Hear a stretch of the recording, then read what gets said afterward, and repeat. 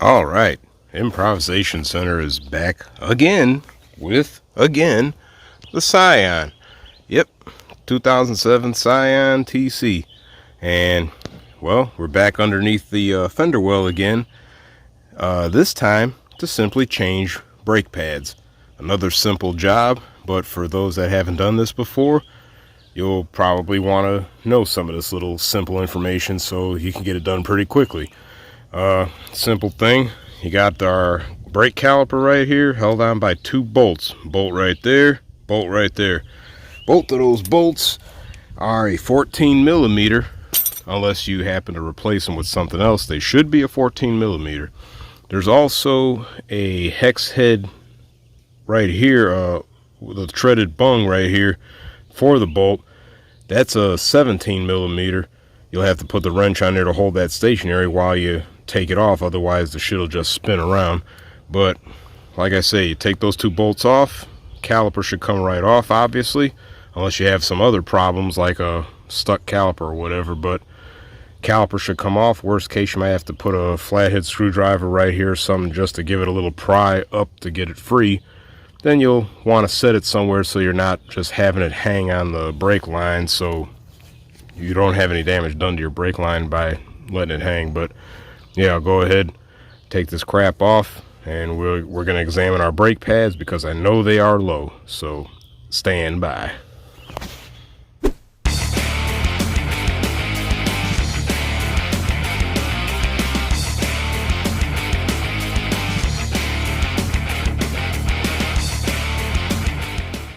These brake pads here are pretty thin, especially this inner one right here. That thing's almost gone. That one, the outer one's halfway there. If you look at our new ones, let me grab one of these. You can see there's a whole lot of meat left on our brand new ones compared to this shit. Yeah, those gotta go. So we'll go ahead and get these on. But one thing you want to do before you put them on is take some brake lubricant and put it in these little tracks right here. You want to get some brake lubricant in all these surfaces where these brake pads sit, because they actually slide in and out as they press against the rotor. And if all this shit is dry, no lubricant on there, you can have a result of a binding brake or uneven wear. These brake pads, these old brake pads here, were probably dry in the last moments of their life, and as a result, one of them probably didn't slide as easily as it should and did not wear as quickly as the other one did. So brake lubricant, put it on the surfaces, put it on the tabs of the new brake pads, and then slide all that garbage back together. And then we'll move on to how you're going to get this caliper back on, because the piston is extended out according to our worn out brake pads. These here are twice as thick, so I'll show you that in a second. Stand by.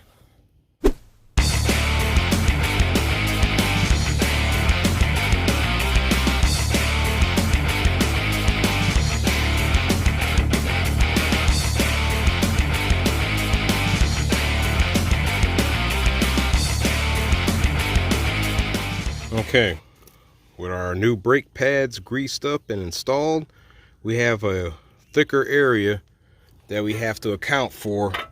And as you can see on our piston here on the caliper, it's extended out quite a ways. We need to get that piston back in, and the typical way of doing that is with a C-clamp.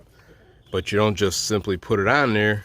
You have to have some kind of flat surface to hold up against this piston here so you can get a good even pressure without damaging the piston or distorting it. And the easiest way I find to do that is with an old brake pad. Put that on there, put the C-clamp on there, and then squeeze it real slow. As you push the piston in, it's going to force brake oil back through the lines up to the master cylinder. So you definitely want to go slow so you don't run the risk of rupturing anything in the brake system, because you got a lot of crap between here and the master cylinder. You got brake hoses, brake lines, the ABS module, all that good stuff, as well as the master cylinder itself. Don't want to damage nothing, so take your time with compressing this thing and it'll be pushed in where you need it to be so you can slide it on your rotor and brake pads. So I'm gonna go ahead and get that set up and get that done.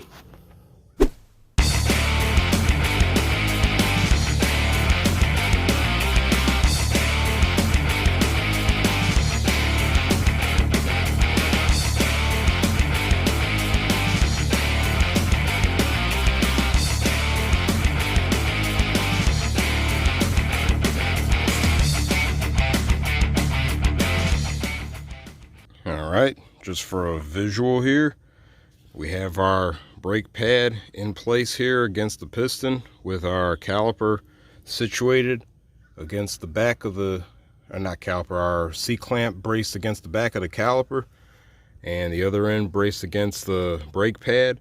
So we were able to push the piston all the way back into the caliper body here. So at that rate, we can take this off. Let me get this here.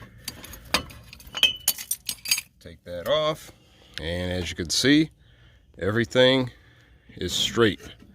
So with that, I can now slide this right over our extra thick brand new brake pads and situate everything. Simple, like I said. But yep, got that in there. Go ahead and put our screws in. Trying to do this one-handed, seeing as I'm holding a camera here, but I get that one there. Get that one started. And there we go. Got that one in there. Go ahead and snug all this crap together. Stand by.